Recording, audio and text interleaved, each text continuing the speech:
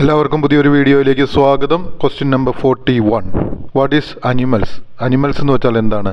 Animals are multi cellular eukaryotic organisms in the biological kingdom of Animalia. അതായത് animals are multi cellular, അതായത് ഒന്നിൽ കൂടുതൽ സെല്ലുകളുള്ള eukaryotic ഓർഗാനിസമാണ്. അത് യൂക്രിയോട്ടിക് ഓർഗാനിസമാണ് ഇൻ ദ ബയോളജിക്കൽ കിങ്ഡം. അതായത് ബയോളജിക്കൽ കിങ്ഡങ്ങൾ പലതുണ്ടെന്ന് നമുക്കറിയാം. അതിൽ ഒന്നായിരിക്കുന്ന അനിമാലിയയിലെ യുക്രിയോട്ടിക് സെല്ലുകളോടും മൾട്ടി സെല്ലുകളോടും കൂടിയിരിക്കുന്ന ജീവജാലങ്ങളെയാണ് എന്ന് പറയുന്നത് അനിമൽസ് എന്ന് പറയുന്നത്. ഇനി 42ാമത്തെ ചോദ്യം. What are the special characters of animals or animal kingdom? എന്താകുന്നു അനിമൽ കിങ്ഡത്തിലെ ജീവജാലങ്ങളുടെ സ്പെഷ്യൽ ക്യാരക്ടറിസ്റ്റിക്സ് അല്ലെങ്കിൽ സ്വഭാവങ്ങൾ? The members of the animals or Animalia kingdom consume organic material, breathe oxygen, have myocytes and are able to move and they can reproduce sexually. അതായത് ഈ animal കിങ്ഡത്തിലെ ജീവജാലങ്ങളുടെ പ്രത്യേകത എന്താണെന്ന് ചോദിച്ചാൽ, the members of the animals or Animalia kingdom, അതായത് Animalia കിങ്ഡത്തിലെ members consume organic materials, അതായത് മറ്റ് ജീവപദാർത്ഥങ്ങളുടെ അവശിഷ്ടങ്ങളെ എന്ത് ചെയ്യുന്നു? ഭക്ഷിക്കുന്നു. അത് ചെടികളായിരിക്കാം, ഒരുപക്ഷെ മറ്റ് ജീവജാലങ്ങളായിരിക്കാം, അല്ലെങ്കിൽ ജന്തുക്കളായിരിക്കാം. Okay, organic materials. Okay, breathe oxygen, അവ എന്ത് ചെയ്യുന്നു? ഓക്സിജൻ എടുക്കുന്നു അല്ലെങ്കിൽ ശ്വാസോച്ഛ്വാസം ചെയ്യുന്നു, ഓക്സിജൻ സ്വീകരിക്കുന്നു. ഹാവ് മയോസൈറ്റസ്, അവയ്ക്ക് എന്താണ്? മസിൽ സെല്ലുകളുണ്ട്. And are able to move, അതുപോലെ തന്നെ അവ എന്ത് ചെയ്യുന്നു? ചലിക്കുവാനായിട്ട് അവയ്ക്ക് സാധിക്കുന്നു, ഒരു സ്ഥലത്ത് നിന്നും മറ്റൊരു സ്ഥലത്തേക്ക് ചലിക്കുവാനായിരുന്നു. And they can reproduce sexually, അവയ്ക്ക് ലൈംഗികപരമായിട്ട് പ്രത്യുൽപാദനം നടത്തുന്നതിനായിട്ട് സാധിക്കുന്നു. അപ്പോൾ ഇതെല്ലാമാണ് അനിമാലിയ കിങ്ഡത്തിലെ ജീവജാലങ്ങളുടെ പ്രത്യേകത. ഇനി 142ാമത്തെ ചോദ്യം. What is taxonomy? Okay, taxonomy എന്ന് വെച്ചാൽ എന്താണ്? Taxonomy is the classification of living and extinct organism based on their shared characteristics. അതായത് ടാക്സോണമി എന്ന് പറഞ്ഞു കഴിഞ്ഞാൽ ജീവജാലങ്ങളെ തരംതിരിക്കുന്ന അല്ലെങ്കിൽ വർഗീകരിക്കുന്നതാണ്. എന്താണ്? ഏതെല്ലാം ജീവജാലങ്ങളാണ്? ലിവിങ്, അതായത് ഇന്ന് ജീവിച്ചിരിക്കുന്നതും, എക്സ്റ്റിങ്, അതായത് വംശനാശം സംഭവിച്ചു പോയിരിക്കുന്നതുമായ ജീവജാലങ്ങളെ അവയുടെ സ്വഭാവത്തിൻ്റെ അനുസരിച്ച് വർഗീകരിക്കുന്ന പ്രക്രിയയാണ് എന്ന് പറയുന്നത് ടാക്സോണമി എന്ന് പറയുന്നത്. ഓക്കെ, ഇനി 44ാമത്തെ ചോദ്യം.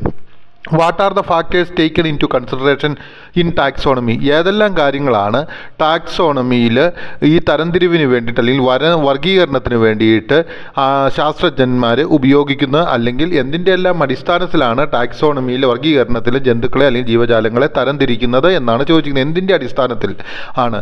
The factors taken into consideration in taxonomy are, അതായത് ടാക്സോണമിയിൽ ജീവജാലങ്ങളെ തരംതിരിക്കുന്നതിന് വേണ്ടിയിട്ട് എടുത്തിരിക്കുന്ന ഘടകങ്ങൾ ഏതെല്ലാമെന്ന് വെച്ചാൽ സ്ട്രക്ചർ, അവയുടെ രൂപഘടന, ഒറിജിൻ, അവയുടെ ആരംഭം, അതുപോലെ തന്നെ ബിഹേവിയർ, സ്വഭാവം, അതുപോലെ തന്നെ ജനറ്റിക്സ്, അതായത് അവയുടെ ജനിത പ്രത്യേകത, ആൻഡ് ബയോകെമിസ്ട്രി, ശരീരത്തിൽ നടക്കുന്ന രാസപ്രക്രിയകൾ of the species.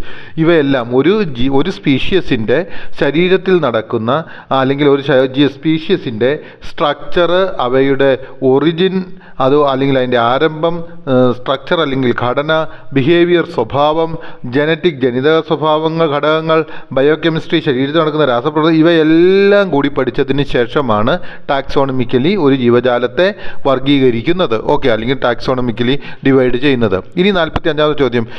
How Carl was classified kingdom Monera into 2? അപ്പോൾ എന്നാണ് ചോദിച്ചിരിക്കുന്നത്, എങ്ങനെയാണ് കാൾ വാസ് കിങ്ഡം മൊനേറിയയെ 2 ഗ്രൂപ്പായിട്ട് തിരിച്ചത് എന്നാണ്. Carl was classified kingdom Monera into 2. എങ്ങനെയാണ് കാൾ വാസ് കിങ്ഡം മൊനേറിയയിലെ ജീവജാലങ്ങളെ 2ആയിട്ട് തരംതിരിച്ചു. ഏതെല്ലാമാണ് അവ? ഒന്ന് ബാക്ടീരിയ ആൻഡ് ആർക്കിയ. ഒന്നാമതായിട്ട് അതിന് ഒരു ഗ്രൂപ്പിന് അദ്ദേഹം പേരിട്ടത് ബാക്ടീരിയ എന്നും മറ്റൊരു ഗ്രൂപ്പിന് അദ്ദേഹം പേരിട്ടത് ആർക്കിയ എന്നുമാണ്. ഇനി 46ാമത്തെ ചോദ്യം. How Carl Woese divided organism belongs to all 6 kingdom? എങ്ങനെയാണ് കാൾ ഹൗസ് ഓർഗാനിസം, എല്ലാ ജീവജാലങ്ങളെ, എല്ലാ 6 കിങ്ഡത്തിലുള്ള ജീവജാലങ്ങളെയും കൂടി എങ്ങനെയാണ് ഡിവൈഡ് ചെയ്തത് എന്നാണ്. അപ്പോൾ ഈ 6 കിങ്ഡത്തിലുള്ള ജീവജാലങ്ങളെ എങ്ങനെ കാൾ ഹൗസ് ഡിവൈഡ് ചെയ്തു എന്നുള്ളതാണ് ചോദ്യം. Okay, Carl Woese divided organism belongs to all 6 kingdom, അതായത് കാൾ ഹൗസ് ഡിവൈഡ് ചെയ്ത് വിഭജിച്ചു ഓർഗാനിസംസ്, ജീവജാലങ്ങളെ, ബിലോങ്സ് ടു ഓൾ 6 കിങ്ഡം, എല്ലാ 6 കിങ്ഡത്തിലും, ഇൻടു 3 ഡൊമൈൻസ്. അവയെ എങ്ങനെയാണ്? 3 ഡൊമൈനായിട്ടാണ് അദ്ദേഹം ഡിവൈഡ് ചെയ്തത്. ഇനി 48ാമത്തെ ചോദ്യം. Which are the 2 prokaryotic domains? ഏതെല്ലാമാണ് 2 പ്രൊക്രയോട്ടിക് ഡൊമൈൻസ് എന്ന് പറയുന്നത്? The 2 prokaryotic domains are bacteria and archaea. അതായത് 2 പ്രൊക്രയോട്ടിക് പ്രൊക്രയോട്ടിക് ഡൊമൈൻസിലായിട്ട് ഉള്ള ജീവജാലങ്ങൾ ഏതാണെന്ന് ചോദിച്ചാൽ ബാക്ടീരിയയും അതുപോലെ തന്നെ ആർക്കിയയുമാണ് 2 പ്രൊക്രയോട്ടിക് ഡൊമൈൻസിലുള്ളത്. ഓക്കെ, ഇനി 49ാമത്തെ ചോദ്യം.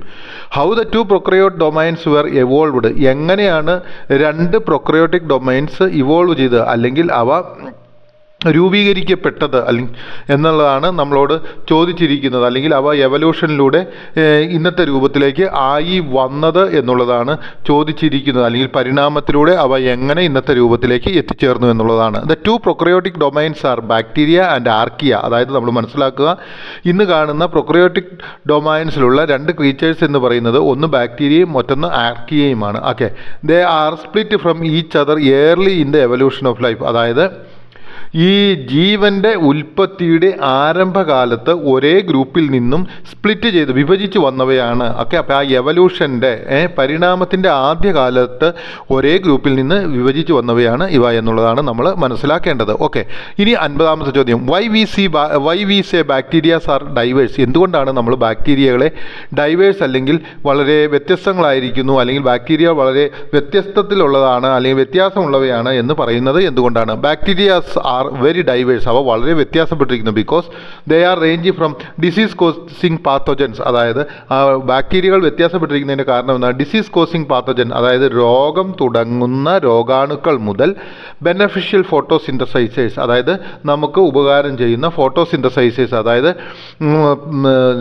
ആഹാരം ഉൽപ്പാദിപ്പിക്കുന്നവർ മുതൽ സിംബയോൺസ്, അതുപോലെ തന്നെ സിംബയോൺസ് ആയിട്ടുള്ള ബാക്ടീരിയകളുണ്ട്. അപ്പോൾ ബാക്ടീരിയകൾ എന്തെല്ലാമാണ്? ഒന്ന്, അവ ഡിസീസ് കോസിങ് പാത്തജൻ ആയിരിക്കാം, അല്ലെങ്കിൽ ചിലപ്പോൾ ഫോട്ടോസിന്തസൈസേഴ്സ് ആയിരിക്കാം, അല്ലെങ്കിൽ ഒരു ഗ്രൂപ്പായിട്ട് വന്നിരിക്കുന്നത് സിംബോണോയിഡ്സ് ആയിരിക്കാം. ഓക്കെ, ഇനി 51ാമത്തെ ചോദ്യം. What are symbionts? അപ്പോൾ നമ്മൾ മനസ്സിലാക്കണം, ഇവിടെ ഒരു പുതിയ വേർഡാണ് പഠിച്ചത്, സിംബോണൈഡ്സ്. അപ്പോൾ നമ്മൾ ചോദിക്കുകയാണ്, what are symbionts? Symbionts are organisms that is very closely associated with another. അതായത് സിംബോണൈസം എന്ന് പറയുന്നത് ഓർഗാനിസം അല്ലെങ്കിൽ ജീവജാലങ്ങളാണ്. ദേ ആർ വെരി ക്ലോസ്ലി, അവ വളരെയധികം അസോസിയേറ്റ് ചെയ്യപ്പെടും, ബന്ധപ്പെട്ടിട്ടുണ്ട് വിത്ത് ഈച്ച് അതർ, അതായത് പരസ്പരം വളരെയധികം ബന്ധപ്പെട്ടിരിക്കുന്ന ജീവജാലങ്ങളാണ്. Usually larger organism. സാധാരണ അത് ഏതാണ്? ഒരു വലിയ ജീവിയും ഒരു ചെറിയ ജീവിയും തമ്മിലായിരിക്കും ഈ ബന്ധമുണ്ടായിരിക്കുക. അത് വളരെയധികം ക്ലോസ്ലി ബന്ധപ്പെട്ടിട്ടുണ്ട്. This larger organism is called a host. അതായത് ഇങ്ങനെയുള്ള വലിയ ഓർഗാനിസത്തെ എന്ത് വിളിക്കുന്നു? ഹോസ്റ്റ് എന്ന് പറയുന്നു. അതായത് ബാക്ടീരിയയുടെ ചില ഒരു പ്രവണതയാണ്. ചില ബാക്ടീരിയകൾ എന്ത് ചെയ്യുമെന്ന് ചോദിച്ചാൽ, അവ മറ്റ് ജീവജാലങ്ങളുടെ ശരീരത്തിൻ്റെ ഉള്ളിൽ ജീവിക്കുകയും ആ ജീവജാലത്തിന് വേണ്ടുന്ന സഹായങ്ങൾ ചെയ്തു കൊടുക്കുകയും ചെയ്യാറുണ്ട്.